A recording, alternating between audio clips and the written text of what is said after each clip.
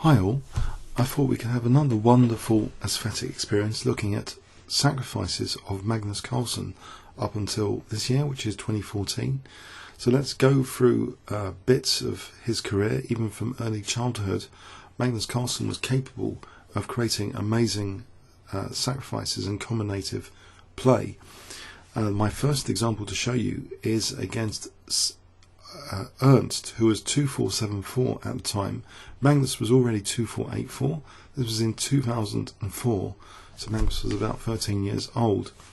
He just played Queen E2, and Ernst played C5, and here we see a fantastic conception unveiled, which actually increases the dynamic potential of many of White's pieces.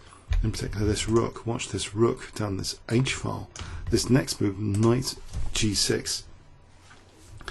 So this guarantees White a small advantage. If Black just plays rook E8, then White can just collect that dark square bishop, and then a move like D takes C is annoying for Black, to say the least. Looking at the back row, and that pawn is difficult to collect back. So Thomas Ernst, he accepted the sacrifice. He played F takes G, and now we see Queen takes E6 check. So big problems here.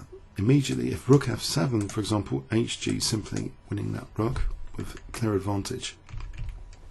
So we see King H8, and now HG unleashing this rook on the H file potentially. It looks as though H6 is the immediate danger point, with Rook takes H6 and Queen E7 being very dangerous. So we see this retreat, Knight G8. Does that keep Black solid? Well, can you see what Magnus played here? If I give you 10 seconds to pause the video, starting from now.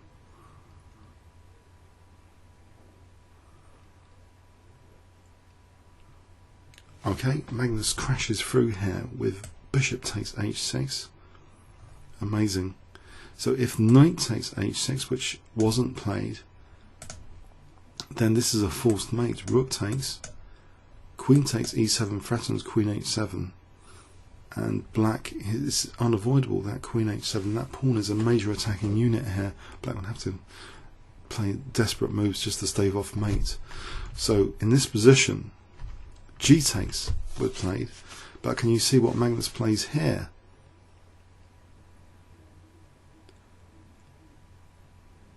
Okay, he still plays for that mate on H7 with the pawn, with Rook takes H6. If King G7, that's an immediate mate with Rook H7, checkmate. So Knight takes, and now just Queen takes E7. It looks as though the Knight can do something about H7 though, and it tries to. But G takes F7, and now there's a threat of Queen F6 and Rook H1 mating. So King G7 was tried, and here Magnus actually has E1 control coincidentally. He plays Rook D3, so he's just going to calmly switch the Rook into the attack. Black tries to be resourceful in defending, making use of the fact the Queen has to IE1 by playing Rook D6. So if takes, we have Queen E1, and it looks as though it's Black creating safety. Well, check. Rook G6, check, King takes, now Queen F5, check here. It's all running with checks in this position. So Black has very bad options. If Black played King E7 here, then that's a forced mate with Rook E3 check. If King not King egg, it's an illegal move, but here this is just a forced mate with all these checks crashing through. Eventually Black will be forced to give up the Queen. So in this position, after Queen F5 check, Black played Rook F6, leaving a mate in one though, Queen D7. So a fantastic demolition job. You'll have to agree, after Queen E2, I'm pretty sure you'll agree, that the natural looking C5, we see Knight G6. It's basically creating lots of dynamic potential for all the pieces here, especially that Rook on H1, and that pawn becomes a magnificent attacking piece trying to mate the black king very energetically. Okay, let's now look at another example. Now this next example, this is from 2003. Magnus Carlsen was playing Hans Krogh Harestad and just played in this position Queen H4, and looks as though it's a very tricky position indeed. What is going on here? Black tries in this position Bishop D7. What is White actually threatening? Well, immediately maybe Bishop takes G5 just to take this off, so the Bishop retreats. But again, we see dynamic potential of the pieces being expressed here. White liberates in particular this bishop on this diagonal. Now with this next move, I wonder if you can guess it. I've given you a big clue there. If I give you 10 seconds starting from now, what would you play here? Although technically this might not even be the strongest move, but it's one of the very strongest according to engine checking. Okay, E5, it opens up the bishop. Also strong apparently was knight H5 check as well. But let's go with this. D takes, and now Magnus plays knight H5 check. So unleashing that bishop fully across the diagonal. Black has bad options here basically. If he plays this, knight takes F6 check is not very pleasant at all. This position is really quite crushing, threatening all sorts of nasties. So black would be getting massacred. Knight takes H5, for example, bishop takes, and there's very little king safety here. Look at these bishops coordinating with each other. White is now threatening the check here and then munching this and bringing in more pieces for the attack.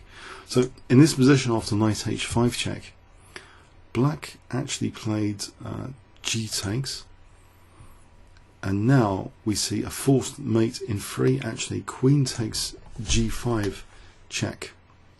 Amazing forced move. Black has not got any options really here other than to take the queen.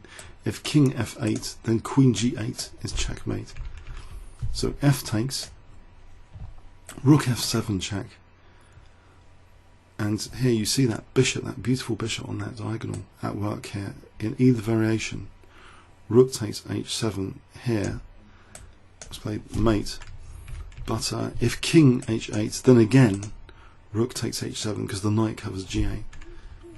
So crushing below there, liberating in this particular example that bishop on C2 is the positional implications of this sacrifice E5.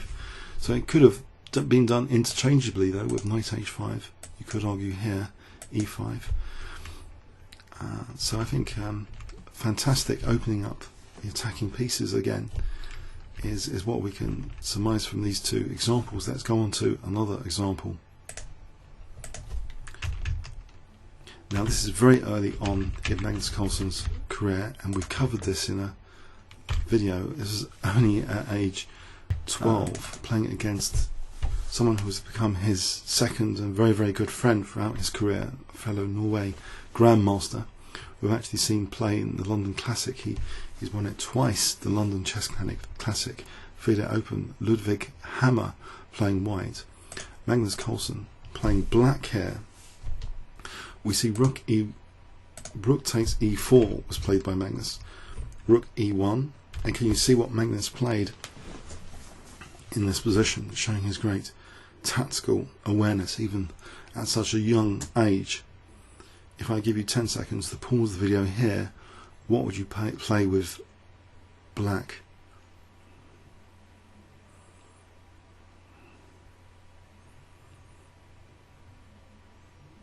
Okay, I hope you can spot it. Queen H5 check.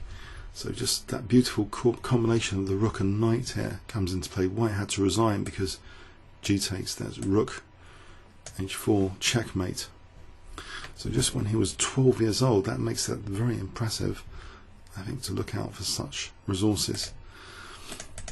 Now let's go to the Tatar Steel Tournament in 2013. This is way in the game against a fierce rival, Sergei Karyakin, and this is deep into an endgame where white's got a small advantage, but its opposite colours bishops just played bishop c4, rook b1, and Magnus presses for the win with a dynamic move which engines will not rate in this position much, but there's nothing much to do from an engine point of view. It's just going to go around in circles if white doesn't try and do something to try and win.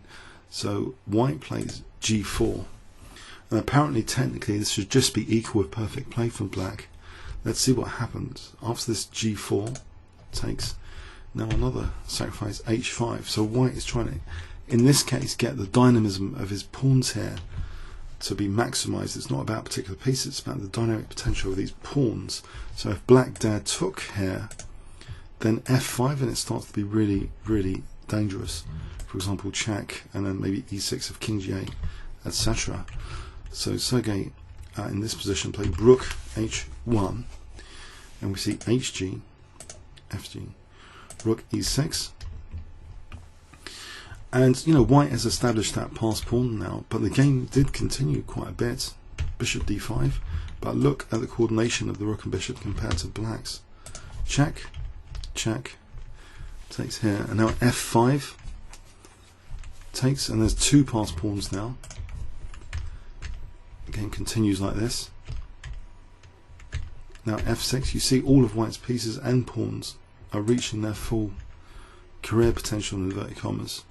So the two connected passed pawns are really dangerous. The rook and bishop working well with each other.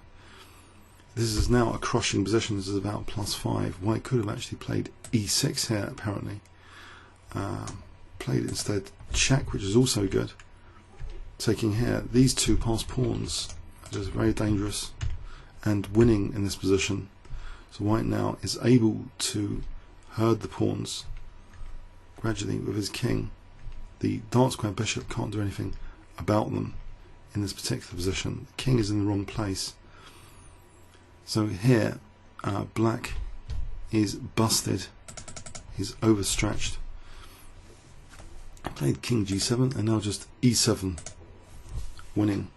So it all started from what could have been potentially in hands of most other GMs in this position without this g4 h5 concept. This could have been just a draw really, so it shows how dangerous Magnus Carlsen is even late in the game with his resourcefulness and looking out for the dynamic potential of either pieces or pawns. Let's look at another example now from Bilbao Masters in 2012 against Vichy Anand. Here Magnus plays e5 after knight e8, plays a disruptive pawn sack, e6, positional pawn sack, f takes, knight f4, Vichy plays bishop takes c3. After takes, it looks as though black is looking forward to keeping hold of that pawn by playing d4 is the worst over, queen d2, c5, so holding on to that pawn. So it really is a pawn sack, but it's damaged the communication a bit of black's pieces to his king side. And here we see rook ae1, and it's very, very difficult for black to actually play this position. He defends that pawn, but the remarkable thing here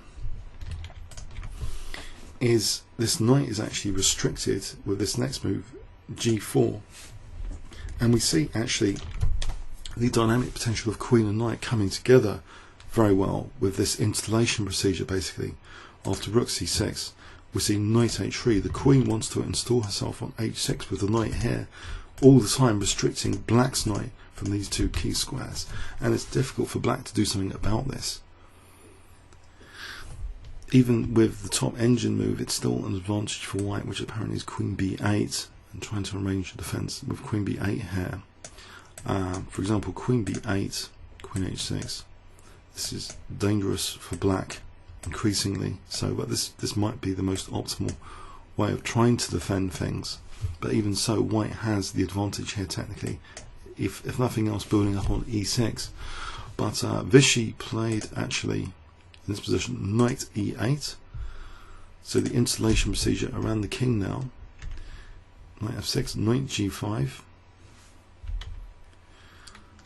And white basically has a very dangerous idea here, or many dangerous ideas like this, for example, and then using the H file, switching a rook to the H file.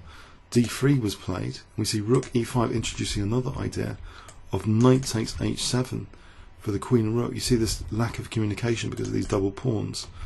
That black is having difficulties defending against knight takes H7 here. He played actually probably is the best defensive move, king H8, but it doesn't help too much.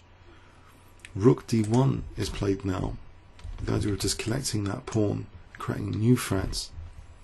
Queen A6, pardon me, Queen A6 is played. Maybe trying to generate some counterplay like this, but A4, and black is doing nothing here, and is unable even to play this because of knight F7 check. So that pawn's being lost. Black is just helpless here. If, for example, well, he resigned, Vichy resigned, if king G8, then actually again this knight takes H7 is mega dangerous. For example, like this, check, and if here rook H5, for example.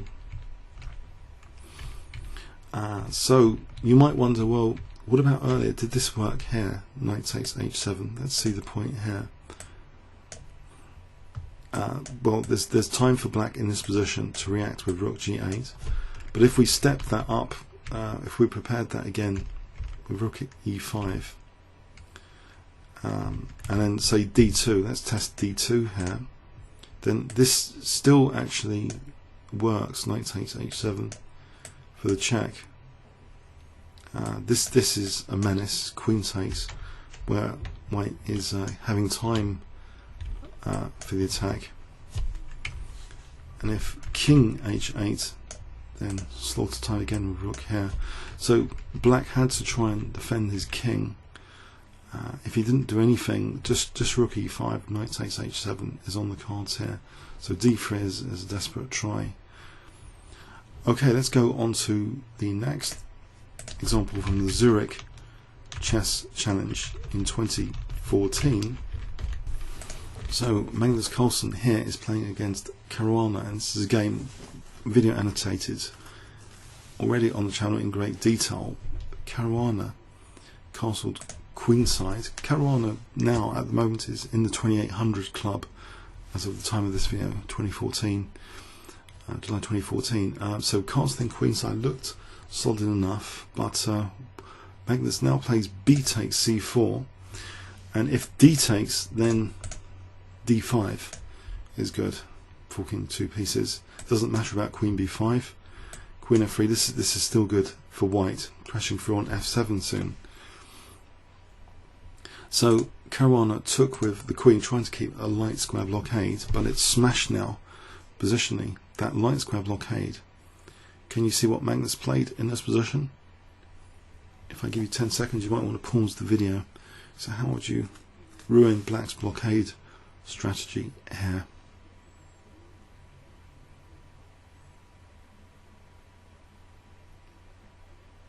Okay, Magnus played rook takes F7 with rook on the 7th, king safety issues are introduced. The game continued like this. So rook takes F7, immediately threatening things like rook takes A7. So rook D7, and that's actually just taken because now white's getting another pawn, and this is enough for the exchange sack. These pawns are very dangerous. The king's been compromised. We see the game continuing like this. Check. Queen E6, threatening now D6 check to win the queen. Check. Queen E4. Check. Again continued, bishop F4, but black has very little real counterplay here. He's sitting waiting for Magnus to improve the position, the exchange up, so it's a real positional sacrifice. But these pawns now are gaining mobility, so the quality of the pawns is going up. The full dynamic potential, you see, is being realized here again through the sacrifice. Queen B3.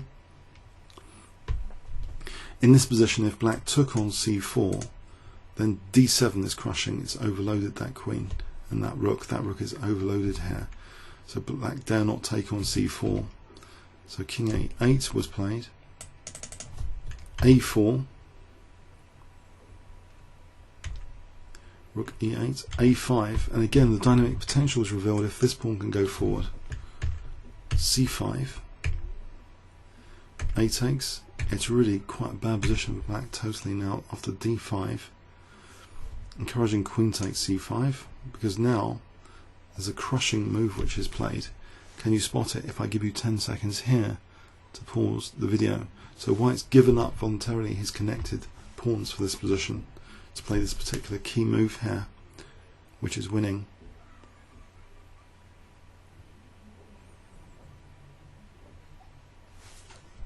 Okay, Magnus played queen a4.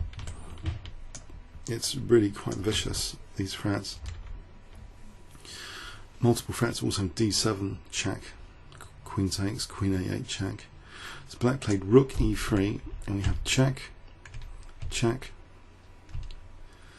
In this position, d7 check, check, and now here the final move. Can you spot it? Clarifying totally the position. Queen c8 check. So winning material. Black resigned. If takes, then we queen, and then we take the rook, bishop up. So it all started from that very, very dangerous positional sacrifice here, which compromised black's king safety. So that was Zurich Chess Challenge earlier this year. So at age 14, let's go back to age 14 again in the Norwegian Championship now for this next example. Black is at all grown. So b6, Magnus played a fantastic move here. Can you guess what Magnus played in this position?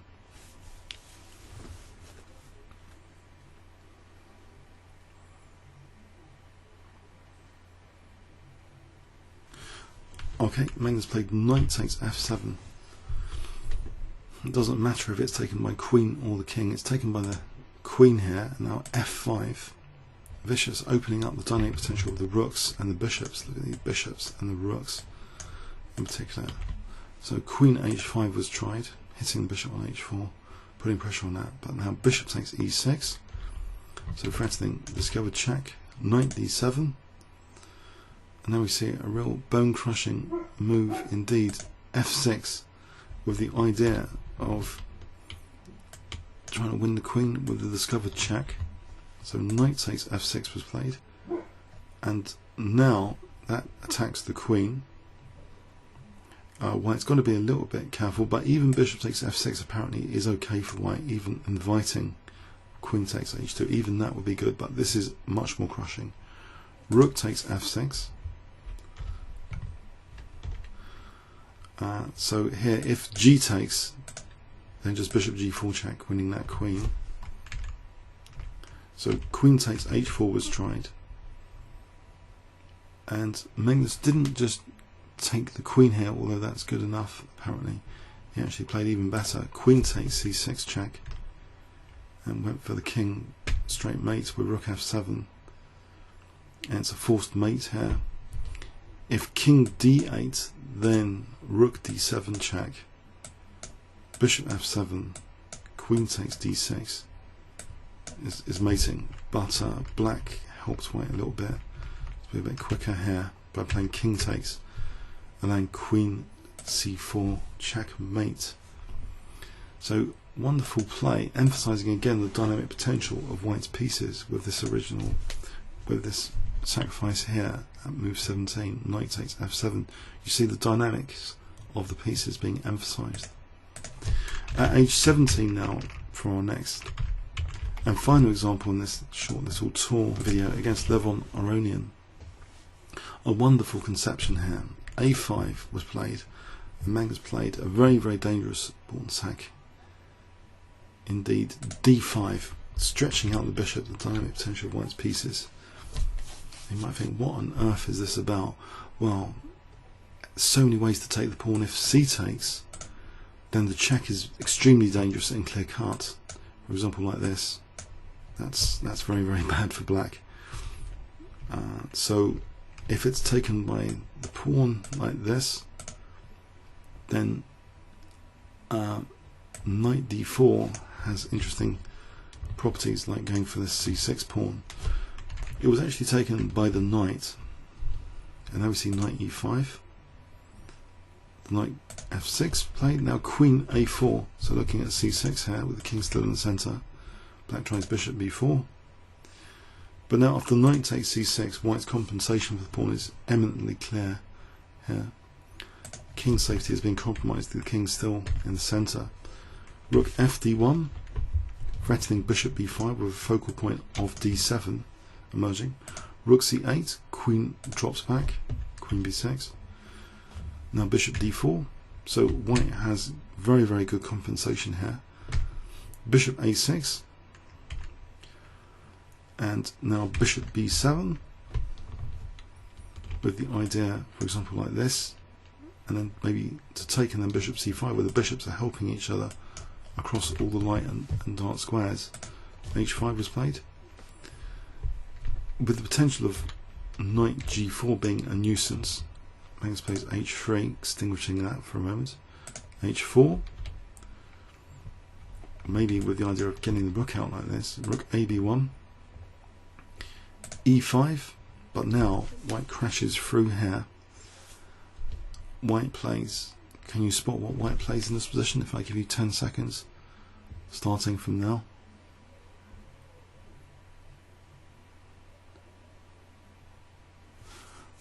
Okay, rook takes b4, so it's no good to really take here, for example. In fact, even stronger than taking here, there's other moves. Just even this is good, apparently, where black's king is in trouble. But black played a takes b4. Yeah, probably best was actually e takes d4, but a takes b4 allows the full wrath of white's pieces now off the check. And here, a real crushing move, emphasizing black's lack of king safety. Can you spot it?